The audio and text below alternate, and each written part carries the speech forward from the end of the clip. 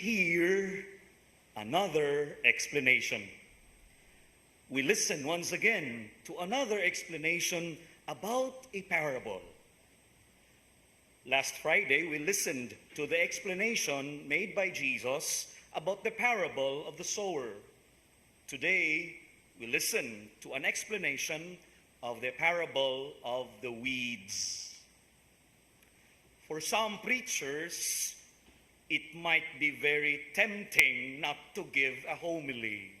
It is already a good item to really reflect on, so maybe it is good to simply remain silent for a few minutes, then proceed with the next part of the Mass.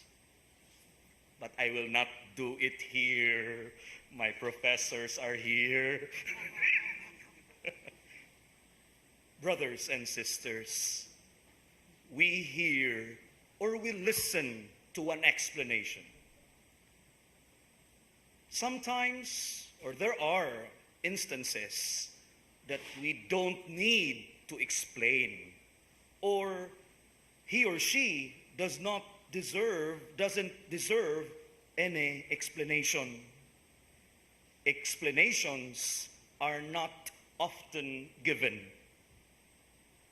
But whether we like it or not, there are a number of times that we need to listen to an explanation. Those in married life, because it happens to be the wedding anniversary of Tatay Dudong, Nanay Dayan, pangtanal sila.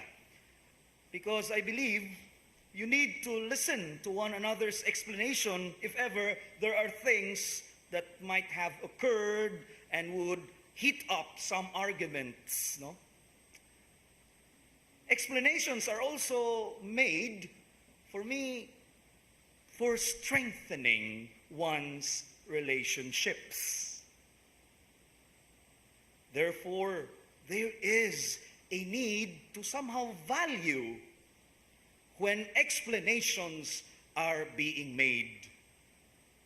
And in the last line of today's gospel reading, whoever has ears ought to hear. Brothers and sisters, explanations made by Jesus are good warnings or reminders from someone who is truly concerned. Maybe this is the very point that I want to stress here. Explanations that made by Jesus are good warnings or reminders. These explanations of God as warnings or reminders are well accomplished by the prophets, like Jeremiah in today's first reading. The role of Jeremiah is not that easy to explain what God has in store for the people during his time is something never easy. And yet, Jeremiah has to make known the message. He has to deliver God's explanation for the people to heed.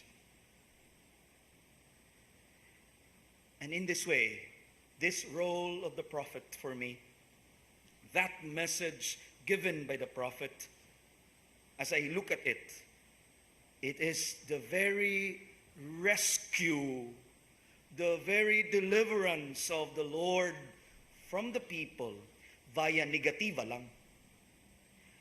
And such explanations, brothers and sisters, that serve as a warning or reminder can attest what kind of God we have. We have a God who does not want us to be in the losing end. God wants our gain and not to be on the losing end. In every Mass that we attend, in our regular participation of the holy sacrifice of the Mass, hopefully, we remind ourselves every now and then.